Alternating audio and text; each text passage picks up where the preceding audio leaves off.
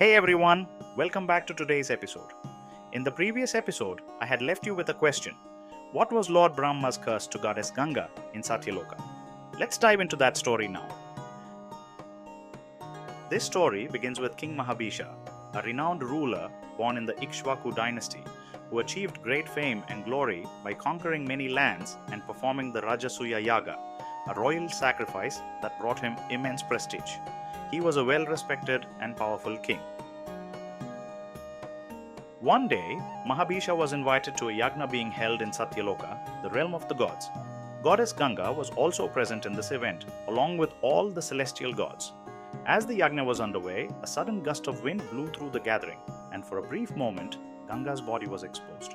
While the other gods turned their heads away, in respect, Mahabhisha, unable to control his gaze, kept looking at Ganga. Ganga too felt a strange attraction to Mahabhisha, and Lord Brahma, noticing the exchange between them, grew very angry. Brahma cursed them and declared that Mahabhisha and Ganga would be born as husband and wife on earth, and Ganga would return only after breaking Mahabhisha's heart.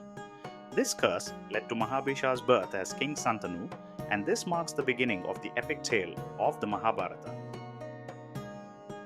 As we saw in the previous episode, Ganga returned Bhishma to King Santanu.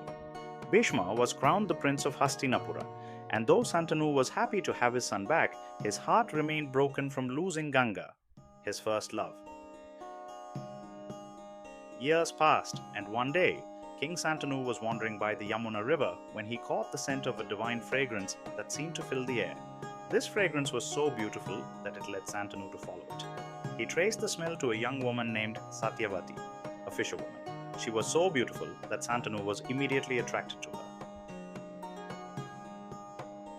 Unable to resist his feelings, Santanu approached Satyavati and proposed to her.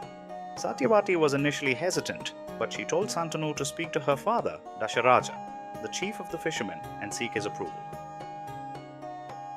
When Dasharaja heard the proposal, he was pleased but cautious. Since Santanu was a king, he wanted to ensure that his daughter would have a place of honor in the royal family. He had one condition. Santanu had to promise that the son born to his daughter, Satyavati, would inherit the throne of Hastinapura. Santanu was troubled by this request. His son Bhishma was already the heir to the throne, and he couldn't make such a promise. Therefore, he returned to the palace, deeply disturbed. Though Santanu didn't speak of his troubles with anyone, Bhishma noticed that his father was upset. Bhishma asked him what was bothering him, and Santanu confided in his son. He explained that he was concerned about the future of Hastinapura, as Bhishma is his only son and life was uncertain in the world of wars. Bhishma, sensing that there was more to the story, began to investigate. He spoke with the king's charioteer and learned about the meeting between Santanu and Dasharaja. Bhishma, being the dutiful son, decided to approach Dasharaja himself and request his daughter's hand in marriage on behalf of Santanu. Dasharaja, though respectful, was firm. He explained that he wanted his grandchildren to inherit the throne of Hastinapura, and Bhishma, as the son of Santanu, stood in the way of that. Without a second thought, Bhishma took an extraordinary oath. He vowed never to become the king, and he promised to fulfill the fisherman's wishes, no matter the cost. Dasharaja, understanding Bhishma's resolve, made one more request. He told Bhishma that his children will be strong and mighty like him, could one day try to claim the throne of Hastinapura. To ease the fisherman's fears, Bhishma took another vow, that he would never marry or have children and would remain a bachelor for life. This decision stunned everyone, but it was a sacrifice Bhishma was willing to make for his father and his family.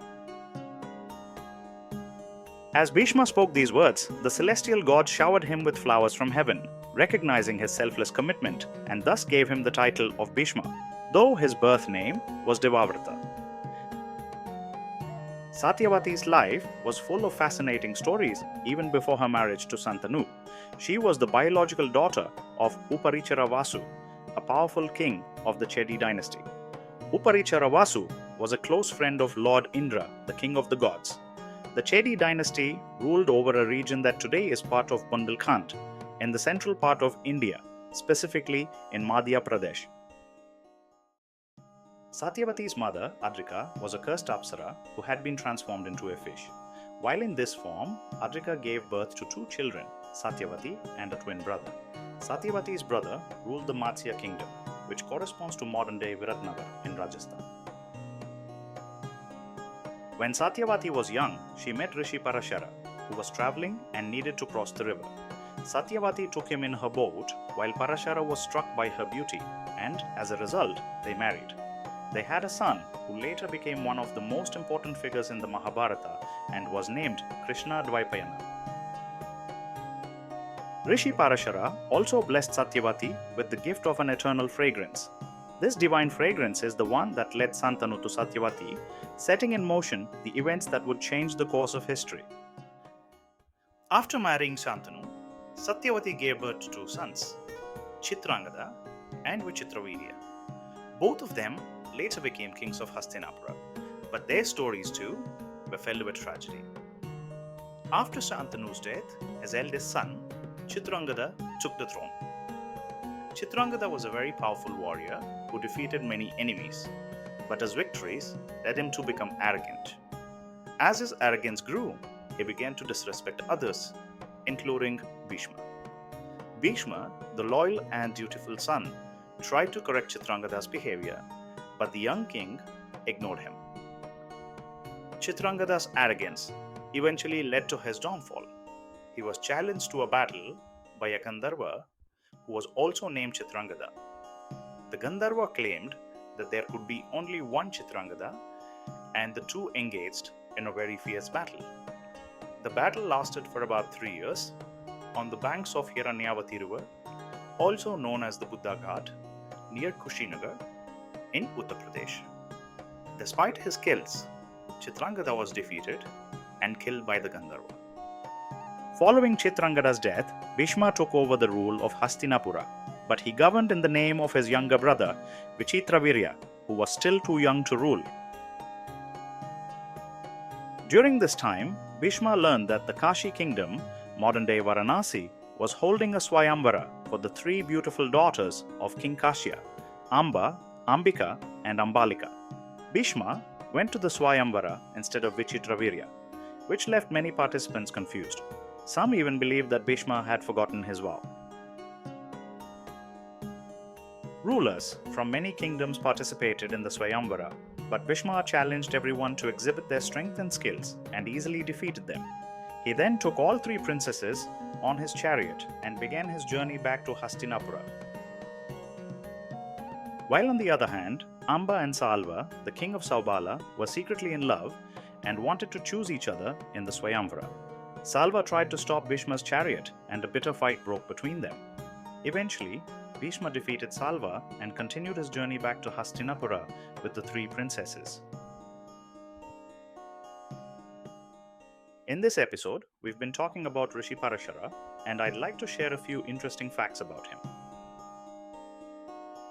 One such place is a cave in the village of Panhala, located just 20 kilometers from Kolhapur. Locals believe that Rishi Parashara once lived in this cave. Another fascinating place is the Parashar Lake and Temple, situated near Kulu in Shimla. This location is a favorite among trekkers. The trek to the lake is about 20 kilometers both ways and takes roughly 2 days to complete. Many trekkers camp overnight and enjoy the scenic views. The trek is considered moderately difficult, but it is suitable for children as well.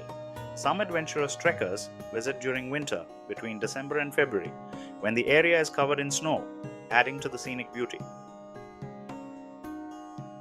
The lake itself has a mysterious quality. It contains a floating island, which is said to move throughout the day. In the morning, the island drifts towards the east, and by evening, it reaches the west. This unique phenomenon has made the lake even more intriguing to visitors. It is believed that Rishi Parashara meditated at this very spot, which is why the lake and the surrounding area were named after him. The serene and mysterious nature of the place attracts many people seeking peace.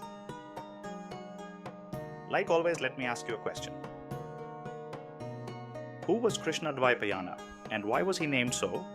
Please let me know in the comments if you know the answer. Hope you enjoyed this episode. If yes, please like, share, and subscribe.